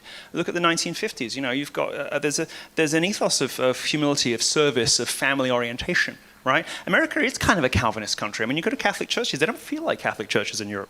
They don't feel like, it's certainly not like Italy, but it's nothing like France. It's nothing like the UK. America, wherever you go, it is kind of Calvinist. There's a sort of over-earnestness. There's a sort of flavor of slight humorlessness sometimes, sort of taking everything very, very deeply seriously and being incredibly wounded by it and taking everything just like, everything is the apocalypse. It's a very Calvinist kind of flavor to things, and it's why? Because so many areas in America that now hold the reins of prestige culture are Dutch. That's why, because they come from precisely the place you're saying. So I don't think that American values were ever really of excess. I think that's something that has emerged. It's something that's been thrust on Black America as well. These sort of very degenerate, self-destructive social attitudes that pop up in the music and the culture, all the rest of it. I don't think there's anything particularly American about that. America's basically British. And with that dash of Calvinism in from the Dutch up top, that's basically been the sort of central conflict of America. And the soul of America, even after the Civil War, kind of remained basically, vaguely, mostly Anglophone, mostly Anglo, although Americans don't like to think of it like that. But that Calvinist attitude, which also, by the way, gives rise to Puritanism and purity tests and cancel culture, is the thing that obtains in the Dutch areas, the Yankeedom, New York. None of this has anything really to do with excess. Excess is a modern phenomenon that's driven by runaway capitalism and by a small group of people highly motivated to wreck the place. Thanks, Mel. I appreciate that. This one's for Stephen over here.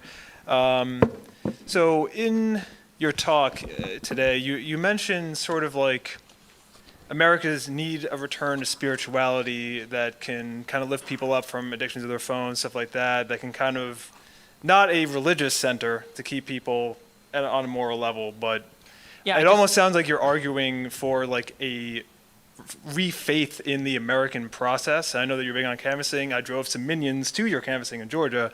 What would be your answer to like first steps to try to regain people's political faith and stop the fracturing too much? Yeah, I think one of the huge things that we have right now is political fracturing. And I think the political fracturing has made it impossible for anybody to be proud of the country because like even things that we do that I think are amazing, like become hardcore politicized. So this is a risky one in Tennessee. I don't know how much the audiences mind, but like I would consider, for instance, like the development of the mRNA vaccines. I think that is like a championing of the American project. That was capitalism at its best, with Trump doing the warp speed thing to use the government to incentivize like a company that was working with other companies all over the world to engineer and create a vaccine in like less than 1 year for a novel virus. That's something that I would hope that like every American would be like, that's really cool that we did that we were able to do it that fast. I know Trump wants to take credit for it, and I think he should get some credit for it because I think the warp speed was a good idea. He guaranteed money for those companies to take the risk to make those vaccines. But because we're so hardcore politicized, we can't take credit for that. It becomes a political issue where, even the political party that existed under Trump now hates the vaccine, and then liberals have their thing with the vaccine. It feels like every single, the intervention that we did with Ukraine, I think was really amazing. I think the fact that Ukraine was a country that looked like it had no opportunity whatsoever to stand up to Russia, and with NATO intelligence, with US leadership in NATO, I think we've done something amazing there, but we've helped them largely on their own. I mean, it's not US lives that are being lost, not to take any credit from Ukraine. That's something that I think is really amazing that America's done. Even things like Bush's programs to fight AIDS in Africa, or Bill Gates, funding for malaria in Africa. All of these things, I think, are really amazing projects that America's done, that all of us irrespective of our political differences, should be able to look and go, oh, that's really cool. I'm American. America did that, and I feel really proud of it. But nobody does, because instead these are like all political pawns to use in our little arguments on Twitter and stuff for us. So to return to your question, I don't like anybody that says a return to anything, because it feels a bit fantastical. I don't know of any society that's ever like said, okay, well, we're going to undo the last 50 years of progress and go back to this thing. I don't think it really works that way, especially with how much technology has changed everything. So we need to be forward-looking, not looking into the past. And I think that forward-looking thing, it has to be with less division, because the more divided we are, the more impossible it is for us to kind of all collectively like work and vie towards one particular thing, which in my hope would be like the American project, however differently we all view it. I just have a quick follow-up question to that. So Yeah, go a for lot it. of the wins that you mentioned were not specifically American government wins. Like a lot of those are private companies, like the mRNA vaccines. Like, yeah, it's a great marvel of science, but a lot of that were, they got funded, but it was private companies that did that. It wasn't the American government that made it. You know what I'm saying? Yeah, but those companies existed in America for a reason. And a lot of the public research that had already been done on like the mRNA process, that stuff spans back to, I think, like the 80s, where people were starting to do that. So we do a lot of public funding for general research. And then we had private American companies. But you're right, it wasn't just the American government. But I mean, I'm an American. As Americans, we hate the government, right? I know in Tennessee you guys hate the government, right? Yeah, I'm not saying that like the American government has to do it. I'm saying America as a country has to do it. And sometimes that can be our biggest companies. But, like I said before, like it feels like now everybody fucking hates our biggest company. Nobody likes Facebook. Nobody likes ExxonMobil. Nobody likes fucking any huge American company. We all like shit on our companies, and those are like some of the largest things we built as Americans. And it's like, well, fuck. Like, yeah, I don't know. It just feels like we're in an area where, I'd be super curious. I did this with Adam Sosnick when I was on his podcast last. Like, when you ask people, like, what are you proud to be an American for? That's a really difficult question to ask a lot of people. I think when I ask my parents, like, I'll get things like, like winning the Cold War. Or stuff from like decades and decades ago. And I was like, okay, well in the past, like, I should be able to say in the past 5 years, really. But like at least in the past like 10 or 20 years, like what are you proud to be an American? People on the left will complain about colonialism and white supremacy, and people on the right, well now all they complain about is trans people, but like it just feels like we have nothing that we can kind of all say like, okay, yeah, it sucks that we fought, but like in '69 we went to the moon. Like we don't have our moon launching now. Oh, I guess aside from the vaccines, I'll give one more example so I'm not too partisan. Elon Musk. I hate that guy, okay? I really do. But Tesla's really fucking cool, and so are the rockets. SpaceX is really cool. Having the rocket come back to the planet is a really fucking cool thing. When we first saw that, I don't know how many people watched that first stream. That was like the coolest fucking thing ever. And this was after we were shipping our astronauts over, I think, to China or Russia to fly on their fucking shuttles to get up to the International Space Station. But that's something like you can't be proud of, because now if I say like, I don't like Elon Musk, but like SpaceX and Tesla are pretty fucking cool. That's like a political talking point now. It's like, wait, you support the white supremacist guy that wants to, bring people like Milo and me back to Twitter? Like, yeah, I don't know. Just the political division makes it impossible for us to have like this shared idea of what it means to be American and what we should be proud of. And I think we need to work on getting that back. I think people like stuff that's good and they don't like stuff that's bad. People don't uniformly hate the government even here. I mean, people know that there are militarized police forces that are a bit sinister. They also know that the local sheriff, if you get pulled over by the sheriff, you're probably okay because they're mostly reasonable people. They're able to distinguish between the government doing its job really well, which doesn't happen very often anymore, and the government doing its job really badly, which happens almost everywhere. And the success of private enterprise in this country is because the government failed. It's not a sign of success, it's a sign of failure. The success of SpaceX tells us only that NASA is more interested in giving Muslims self-esteem about scientific achievements in the Muslim world, where they still think that nuclear reactors are powered by genies and fairies. That's what NASA spent its time doing under Obama. No shit, you can't get to the moon anymore. Taking the shackles off private corporations so they can rape and ruin us all is, of course, going to produce some interesting and impressive economic phenomena. But more often than that, it's going to produce horrors. The vaccine is a horror. This sort of thing. I mean, I don't know how to respond to somebody who thinks that the vaccine is a good idea. My communist friends no longer think that it was a good idea. I mean, you could try with evidence. I know that it's painful for you, but... The evidence of what? The fact that the most vaccinated countries in the world, the ones where everyone's dropping dead, the fact that it was never a problem in the first place, the fact that we should only ever have asked the old people to maybe stay in for a few months. I mean, you talk about Orwellian tyrannical horror. You have nothing to fear from Christians, but you have a lot to fear from people who want to lock you, screw you into your houses, and force medicine into you until you can, and then tell you can't go back to work otherwise. That's not private enterprise. That's a drug cartel. And that's what America has, because America hasn't really had properly functioning capitalism for quite some time. It's got nepotism. It's got all kinds of deeply, deeply corrupt late stage sort of intertwining of government and business. And all of that is a sign of the failure of government, not the success of America. Thank you all so much. Hey, Milo. If Christian nationalism were to succeed, God willing, what measures would need to be taken to make sure it wasn't subverted? You mentioned that in order to run for public office, you need to be Christian, but like, what policies specifically would need to be taken in order to make sure Christian nationalism wasn't subverted in America? I mean, you can't know another man's heart, so you can never know if somebody is all that they claim publicly to be. But when we elect politicians, it kind of doesn't matter. That's really a matter for their consciences and for God, because if somebody looks like a Christian, acts like a Christian, goes to church and says Christian things on TV, passes Christian laws, invites Christians to the White House when they get elected. I mean, Trump, I'm under no illusions about Trump being some kind of religious leader. Give me a break. This is not somebody who can lead a kind of authentic religious revival in politics. No.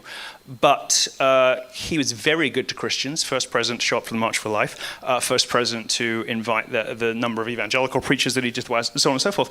I think that's good enough. That's fine.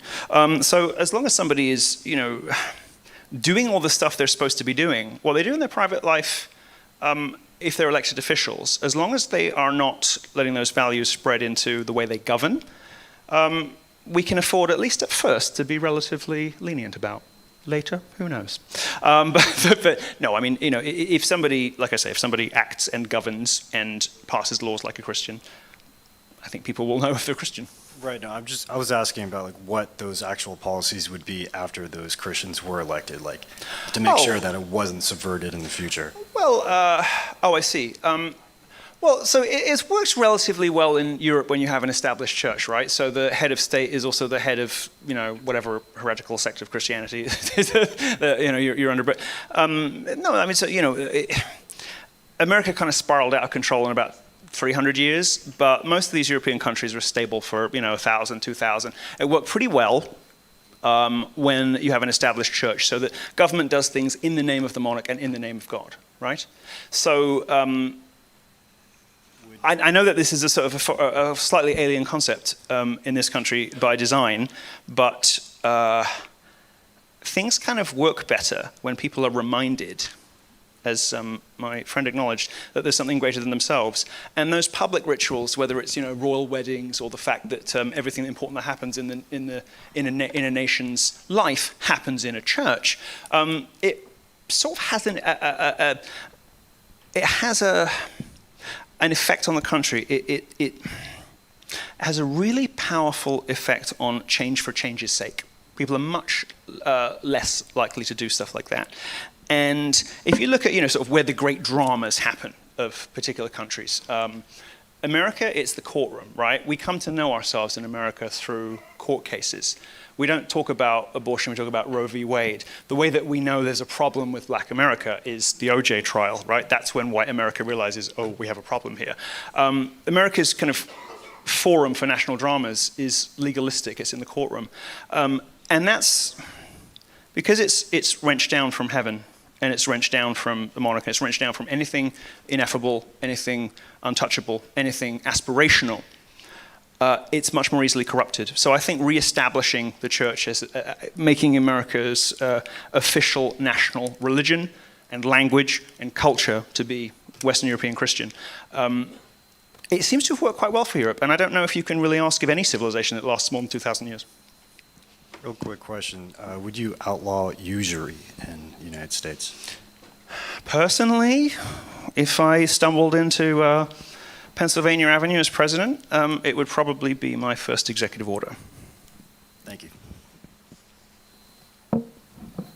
Hello, Milo. When you were the champion of campus free speech in 2015, 2016, I was a big fan, and I appreciate your work. And as a fellow convert to the Catholic Church, I was really encouraged to hear about your interest in the faith. But I have some genuine and serious concerns about some of your comments that you've stated today.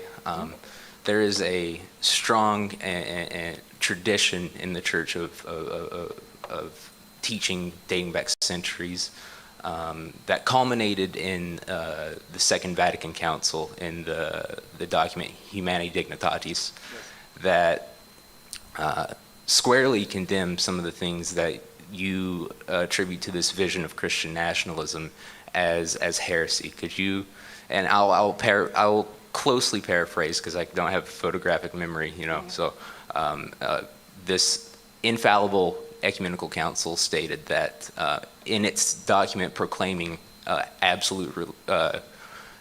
proclaiming religious freedom, that the truth can only proceed or succeed by the merits of its own truth and not by coercion. So could you comment on these teachings? Absolutely. And look, absolutely. And nobody's suggesting that we're going to be instituting a Gestapo or anything like that, because that's an Enlightenment atheistic kind of thing. It's entirely, as you will know, necessary for our salvation that we have the freedom to choose the wrong thing as much as we have the freedom to choose the right thing. But that doesn't mean that in Christian countries there aren't incentives in the tax system, laws against certain things.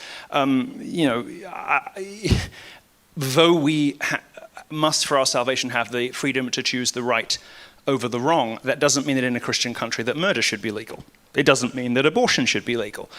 We must have laws and rules in order to have a functioning society that exist as much to circumscribe the proper behavior of those citizens as it does to, ideally safeguard their souls. So no, I completely agree with you that people must have as much freedom as is practicably possible, but the Catholic Church is a very prescriptive religion that requires a lot from people, and the rules that it lays down for followers aren't optional.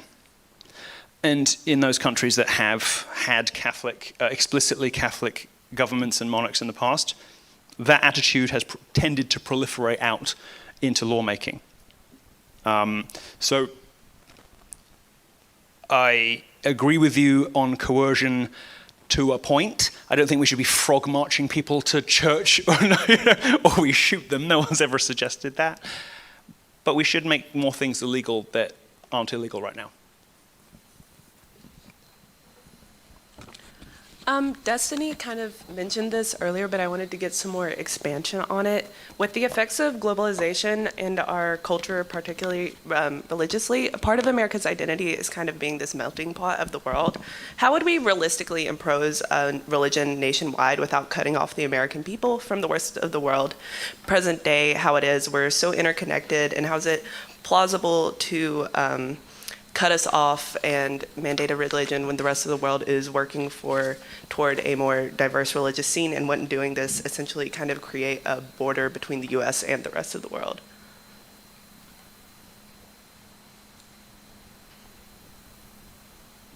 I thought that was for you. Wait, was that for him? Yeah. Yeah, okay, yeah, that's what I thought. I'm sorry. I'll just give you an example. I would have to look up the reference, but I think it was about 10 years ago, the Chinese government dispatched a number of operatives to America to figure out, what is it that's made America so preeminently successful? Why are we now in this unipolar world where there's America and everything else, right? Because it can't just be this American exceptionalism thing. Obviously, they didn't believe that. They turned their nose up at that. They said, what is it? Let's get to the bottom of this. And the guy came back, the lead researcher that the CCP dispatched, came back with an interesting answer. It was Christian heritage. The guy ended up converting to Christianity. He said, the thing that makes America successful is precisely that heritage against which it's constantly kind of bucking, that it's always sort of fighting against. And it's that tension within the limits as sort of proscribed by the founding documents that has made America so successful. It's freedom arising from order. It's creativity arising within clearly defined limits. What's happened since then is that those limits have been taken away, both for private corporations so they can do appalling things to people, and abuse and addict us to various things. And obviously culturally as well. There are things on television that should not be on television. I mean, it should be a felony to glorify gang violence. It should be a felony to glorify prostitution. Fucking obviously. It's obvious that that's the case. And America used to have all this stuff. It used to have codes for comic books. It used to have codes for Hollywood up until 50s and the 60s. And that's when everything went wrong, when those codes went away. So it's precisely that tension, that creative tension between the box. I have loved hearing like aspects of both folks tonight, genuinely. I first got a glimpse of Stephen on Timcast a couple weeks ago, the day I got tickets for this. So I was like, wow. And I actually enjoyed hearing what you had to say then there as well too. Christian here, and I wanted to ask this, like, if you break it down to the like bare bones, religion is order. Would you guys agree with that? Like it builds a semblance of a structure of order. Yeah, I mean, it provides a framework, builds a box, builds a wall, however you want to put it. Yeah, we can't think clearly or properly unless we can build walls, meaning unless we can distinguish some things from other things. And, Yeah, I would say the way that I view it is like religion easily gives us a framework for ethics. It gives us a metaphysical understanding of the world, like where do things come from, and then it gives us like an epistemic understanding of the world. How do I know what's true or what's not true? I think religion like very easily packages those three things up. It gives it to us. We don't have to think about it, and then we focus on things like how do I make my wife happy, or how do I take care of my children without having to do all the work with the other stuff too. How are you getting on with keeping your wife happy? Better than you are with your ex-husband. But, I don't know. He just got a Ferrari. He seems all right. The point I'm getting at is if you look at Council of Nicaea, 350 AD, to now, same pages in the book, same laws, same directives that we've been given as Christians. But if you look more, and to a point that I love that you brought up this tonight, was that Christianity, organized religion, has gone down in the last 20 years, 30%, and you see this rise of leftism. And you see this rise of people talking, or at least having a malleable framework that they just keep changing. And how dangerous that can be. Because, I mean, Hillary Clinton, totally against gay marriage. Come to presidential election. Oh, this is wrong that this was ever prevented from ever happening. She's pushing DOMA the entire time up until this point. So, don't you think it's a little dangerous for left-wing protagonists to have this ever-changing doctrine, whereas other religions have had thousands and thousands of years to just follow the same mindset, the same order? I think that, so while the texts themselves haven't changed, I feel like religious practices have kind of adapted to the modern era. I'll speak very narrowly about my religious experience and then more broadly. Very narrowly, I was a Catholic, and I'm from Omaha, Nebraska. In our archdiocese there, we had multiple Catholic churches, and just the divergence in thought around, for instance, gay people was wildly different from one church to another.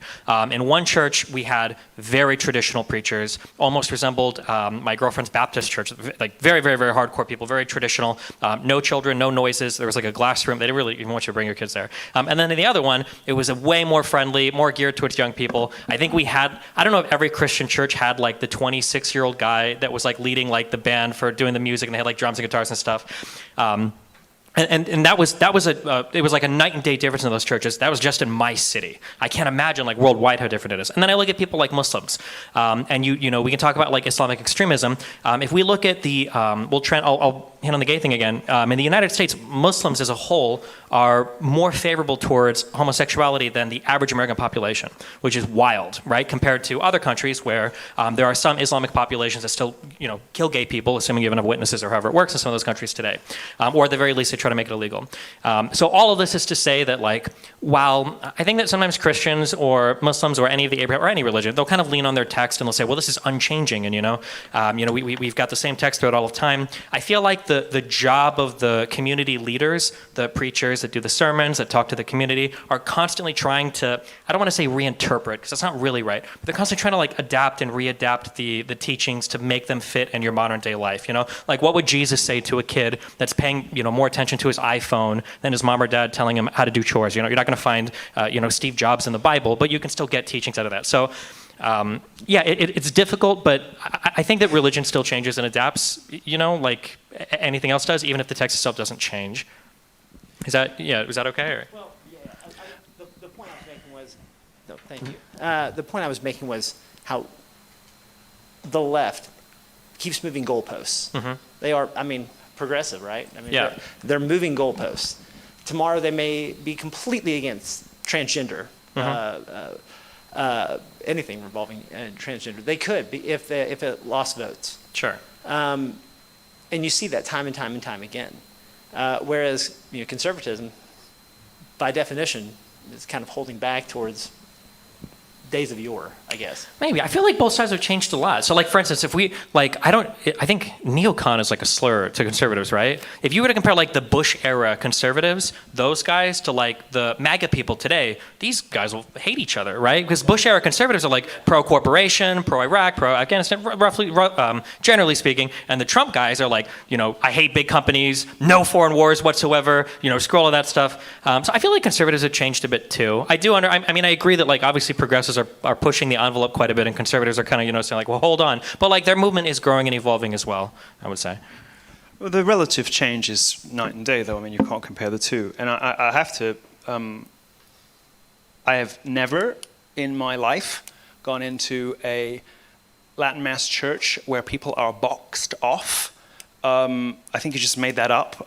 If you didn't, please tell us what church it is, because that's not Catholic teaching. Sure. One of the pairs I went to was St. Leo, the 10th, in Omaha, Nebraska. They have like a whole little glass enclosure. You can go into the church and you can see where the children are. I've been in plenty of Catholic churches that do exactly this for screaming children. Sounds like you haven't been in a church before, Milo, but go ahead.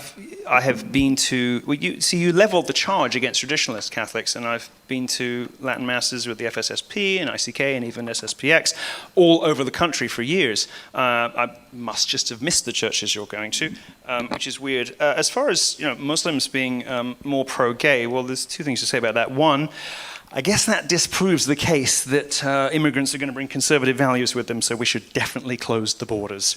Because if the Muslims are coming in pro-gay and the Hispanics are coming in equally wobbly, there's no conservative social case for abortion. Close the borders, done. So that's helpful to know. But also, there's no contiguous landmass with any Muslim country here. Muslims who come to America are by definition wealthy, international, globalized, and seeking Western values and seeking to live in America. It's hardly surprising that the people who leave the Muslim world to come to America might be more in favor of progressive values, because that's precisely what they're leaving.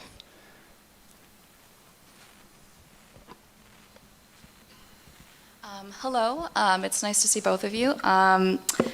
I'm also from Omaha, Nebraska, and I can tell you at least 3 other names of churches: St. Wenceslaus, St. Robert's, and St. Cecilia's, and one of them is traditional. They all do the same thing, where they put the children in the back. I'm not going to pretend it's a state I know well. So if that happens in that particular state, that's pretty gross. I also lived overseas in Germany. They also had that as well, in very traditional cathedrals. My question is for you, Mr. Yiannopoulos. It has to do with, why should we assume that a Christian nation, returning to its Christian values, if we buy into the premise that this is a Christian nation, and it is a Christian nation because, as I understand it, because the founders were Christian, and therefore somehow that also influenced the text of the Constitution, the Bill of Rights, and the Declaration of Independence, and that is what therefore makes this a Christian nation.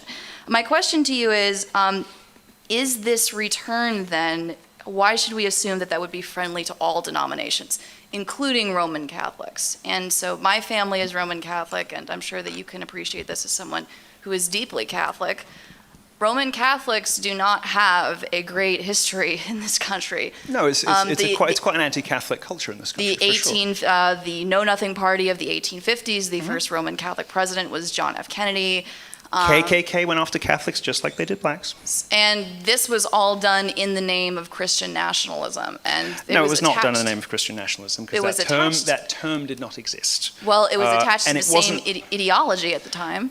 Was it? Because you sort of did this sort of vague sketching of how somebody might come to a conclusion that since the founders were sort of Christian, then we should be sort of Christian too. But I gave you a much more precise and crisp and specific explanation than that, didn't I? What I said was that these documents were constructed outsourcing morality to Christianity, disestablishing the church. And that Adams said that they were constructed for immoral and religious people, and at that time he meant Christian. I also mentioned, and I did find the judge's name. It wasn't Rehnquist. I misspoke. It was William O. Douglas, who is one of the most famously left-wing Supreme Court justices of all time. And his quote was, "We are a religious people whose institutions presuppose a supreme being. The highest court of this land has confirmed repeatedly that America has a Christian foundation." So I think it's a bit unfair of you to sort of suggest that I was like gesturing vaguely at the founders and saying, well, since they're sort of Christian, then we've got a sort of Christian inheritance. I made a very specific and crisp explanation about the founding of this country. So let's just be clear on that before we proceed. Next up, I share your... Can I ask a question on that? Why, we keep saying this, it was so clearly a Christian nation. Why is it so curiously absent from all of our founding documents? Well, it was done on purpose, and it's not. It's not absent from Lincoln. It's not absent from our Constitution, the thing that enshrines what the government is and does. And you know perfectly well it's absent from those on purpose because the state, there is a separation of a technical, legal, and institutional separation of church and state in this country. But that does not mean that the founders were indifferent to whether or not people would be Christian. And indeed, they said the opposite. They said that they were making a country for a moral and religious people, by which they meant Christian. So the words of those documents were written very carefully and mostly to avoid Protestant infighting because of the different regions in America that were establishing themselves at the time. That's most of the reason. And those documents that do omit God for a very particular and specific reason. But God is woven into the culture of the country, whether it is, the Pledge of Allegiance or whatever else, and you can see it. You can see that tenor and texture and culture everywhere. In some specific documents, it is absent for the reasons that I've said, but you know perfectly well, and as I've tried to explain briefly this evening, this country was created on the understanding that, and that's the bit that's crumbling now, right? It's the on the understanding bit that's crumbling. And without that, the founders themselves said that the center cannot hold, and it isn't holding. And so that's the answer to you. And then I want to finish, I think the lady had a question for me, which I don't remember because I got interrupted. What was the second half of it? I apologize. No, it wasn't you, it was him. Well, my question was, why should we assume that this new movement of Christian nationalism would be inclusive of all denominations? You mentioned, for instance, Pentecostal, Methodists, not a true Christian because they're not listening to the Gospels. Which Gospels, which interpretation of the Gospels? Different churches have different beliefs. We can't necessarily, and we shouldn't, and there's a long history of, different strands of Christianity battling it out. But there's also, I think, much more importantly, and more obviously and more persuasively, a tradition of countries that have an established state religion and what that does to the culture and how it impedes change for change's sake. And it seems to be a sacrifice worth making. But yeah, sure, I share your anxiety about Catholicism. America has imported Catholics now and again when it suited the country for the labor force, whether it's getting some Irish guys in, getting some Italians in. I mean, Catholics aren't ever entirely and completely at home on this soil. Yeah, I share that. That's fair. I think it's a fair question. I think you should push for harder answers. When people talk about wanting to exclude certain denominations or exclude certain religions from the country, I think you should push them on a solid answer for who particularly do you want to include or who particularly do you want to exclude. Not to draw the parallels, although the parallels write themselves. I think you can do similarly to people that are like white nationalists, right? When you've got people like Fuentes, who obviously has some Hispanic in him, right? Well, where do we draw the line at who's white enough for the country and who's not? And who's to say that once we've drawn one line, we're not going to look amongst ourselves and decide, well, we're going to draw this line even further. And I think it's a good question in regards to the Christian nationalist stuff too. I did a bit of reading for preparation for the debate, and it's actually insane how like undecided it is what Christian nationalism even means. Does that extend to people's ethnic backgrounds? Is Christianity going to become an ethnicity like Jewishness is just seen as an ethnicity? Are people wanting to include all Christians but give some more rights than others? Do people want to enshrine like Christian doctrine in law, like Sharia law? I have honestly no idea, and I don't feel like after listening to Milo ramble for an hour and a half, I have any more of an idea of what it is than when I came in here at the beginning of the night. No, I don't think anybody knows, but that's because nobody used this expression more than 2 years ago. That's sort of what we're here to thrash out and talk about. And there's no person, unlike some movements. I mean, America First is kind of, Trump basically owns that and gets to decide what that means. Nobody has sort of stepped up and to the mantle of, I'm the Christian nationalism guy. There isn't one. So, Andrew Torber from Gab wrote a book, and Nick Fuentes talked about it briefly, and various other people have used it. Marjorie's used it and all the rest of it. But there isn't kind of a Christian nationalism guy. So I don't think it's concretely defined. But I'm not here to defend a nebulous political philosophy. I'm here to suggest that America might do better if, in the commonly understood sort of bucket of Christianity, and people make jokes and they say, oh, there are millions of Protestant denominations. When you actually look at it, like 99% of people fall into one of these 7 big buckets. I think it's reasonable to say, well, if you're in one of those buckets, you're a Christian, that's fine for now. It would be better if this country returned to an understanding of that moral underpinning that was a little bit closer to the people who came up with it in the first place. And that's all I'm here to do. I will push you on one more time, Mr. Yiannopoulos, and I'll make it more specific. So specifically the question of abortion. That's a great example of how different denominations disagree very fiercely on that question. Do you know how would, for instance, a return to a move to Christian nationalism resolve that? I don't think there's any plausible Christian future for this country in which any sort of abortion is permitted. Under any circumstances. And this is one of the countries in the world that's got a very creditable record when it comes to ferocious pro-life advocacy. And it will be reassuring to you as a Catholic I think probably to hear that I don't really see any way of this proceeding except under uncompromising pro-life banner. But these are all open questions. I'm not pretending to be an encyclopedia on Christian nationalism because there isn't one. It's something that somebody just invented. But I definitely will stand here and defend Christ as the essential moral underpinning of our civilization. And there are people who worship him in various ways, and there are people who have fallen into various different kinds of Christian denomination, but I think brothers in Christ is a reasonably well understood expression, and I think a fair one, and that's good enough for me for now. Well, before I will say one more thing, and then I promise I will hand the microphone back to you.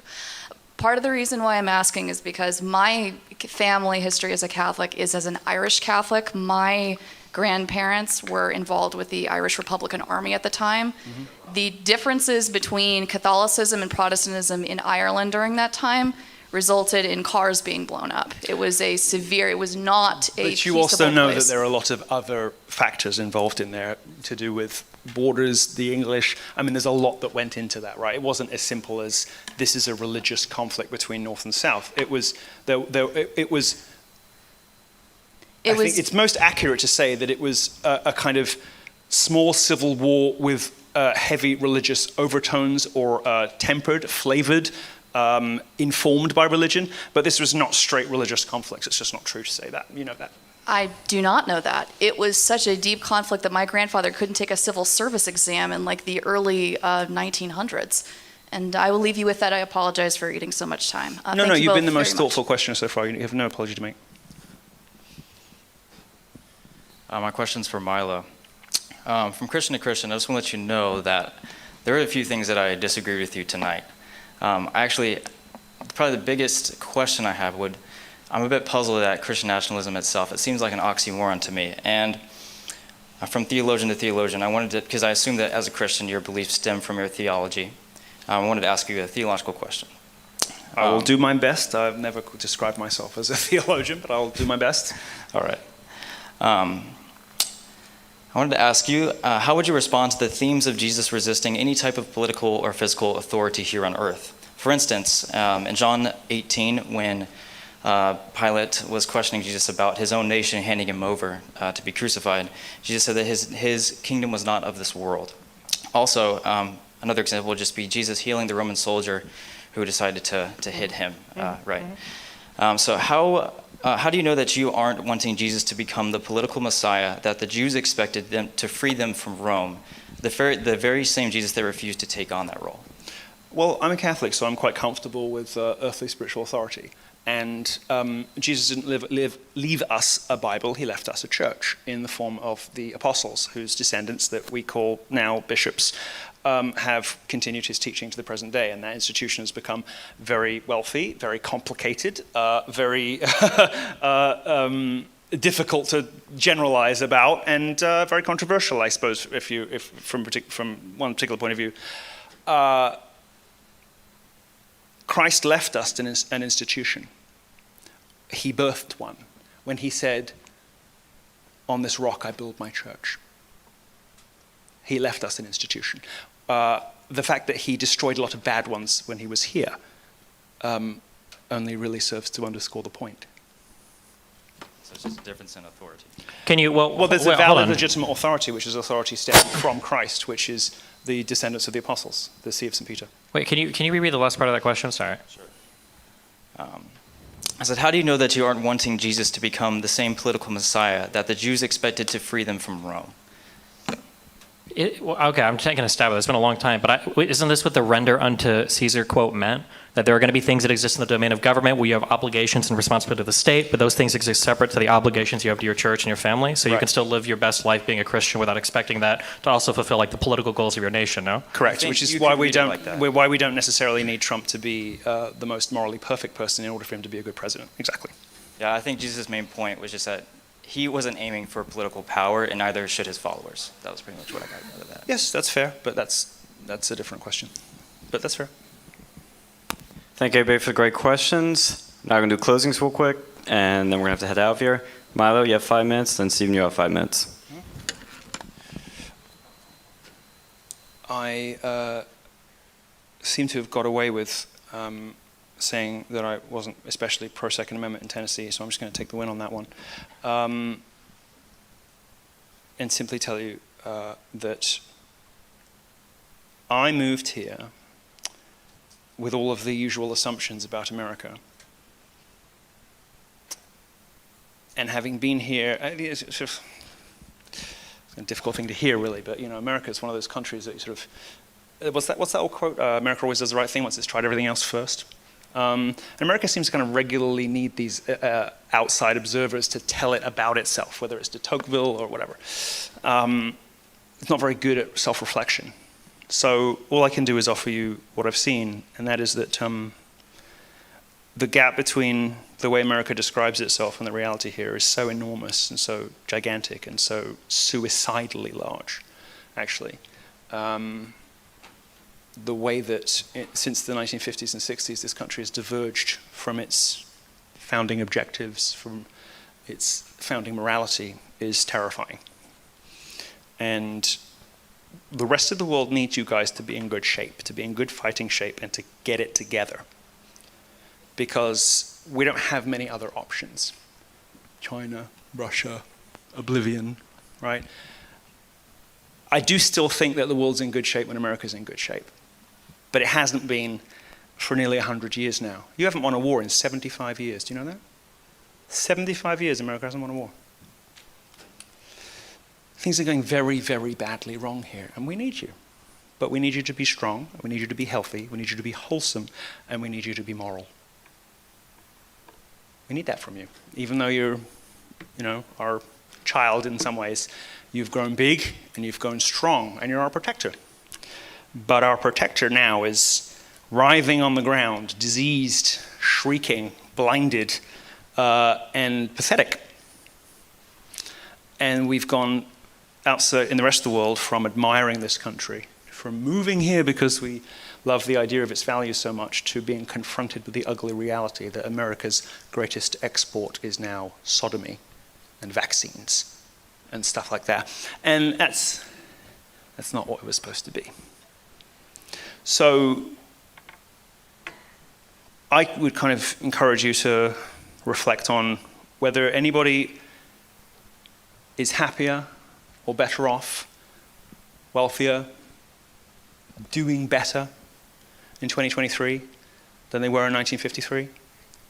And to say that clocks can't be turned back is just historically ignorant. It's just completely wrong. But what normally happens is they're turned back very violently. What normally happens is that they're turned back by force, and they're turned back too far, or they're turned into something ugly. And that has happened again and again and again. And the window for America to save itself is closing. It's very narrow. Maybe a generation. Maybe it's too late. But you owe it to yourselves and to the rest of us to try. And if you want to make America the best it can be, if you want to be a good athlete, you got to train. If you want to be a good writer, you have to read and write. If you want to be a good America, you got to go to church. Thank you.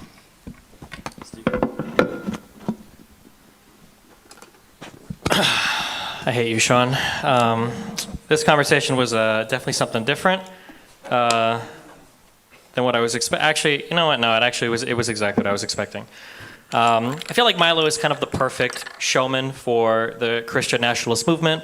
A lot of bravado, a lot of theatrics, a lot of 1 HP voicing, but no actual actionable material anywhere, no concrete ideology to stand on, no policy positions to recommend, not even like a clear or even a vague outline of what it is he even stands for. Maybe I just wasn't paying attention because I was watching Subway Surfers on my phone for half this debate. I don't know if anybody else in here feels like they came away with a better understanding of what Christian nationalism is than before they came in. But yeah. Something that I get very frustrated about when I talk about politics, the reason why I do these conversations, the reason why I talk to people who are as far away from me as people like Milo can be, is because I think it's important to cut through a lot of the bullshit that a lot of people preach when they're trying to turn people over to their new political movements. I think that we have very real problems today, and I don't think we ever have a chance to discuss them when we're talking about how much better life would have been in the 1200s or in the 1950s. We're not getting rid of cell phones. We're not putting women back in the kitchen. We're not getting rid of birth control. The internet's not going anywhere. We're not locking down our borders. We live in a world today that is as much different from 1980 as 1980 was from the 1200s that, Milo's so obsessed with. And I think that we need better conversations with people, better policies that we can advocate for, better things that we can talk about to move our people forward, rather than having people endlessly fracture and atomize themselves in these silly little political movements that people can't even adequately define. So if you come away from here tonight, I hope that when you talk to your friends about things related to this, if you want to talk about church, talk about a church you want to go to, talk about actions that you do. The cool things about my church is that every Saturday or every Sunday or whenever you went to Mass, you got to meet a group of people, you got to socialize, you got to have a community. Sometimes you would do community events, and you would just have basically communities that you would develop around that you would do things with every week, because socializing with each other is really important. I think this is one of the things that we miss the most today, especially when we spend all of our time in front of our phones and our computers. I hope that people continue to find things in their life to build upon. Maybe in future conversations we can, or not we, but me and somebody else can talk about the different things that you can do to build upon that. And I hope you guys don't get lost down these really weird niche micro ideologies that offer you, the universe and talk about absolutely nothing. Thank you guys. Let's all give one big final round of applause for our debaters.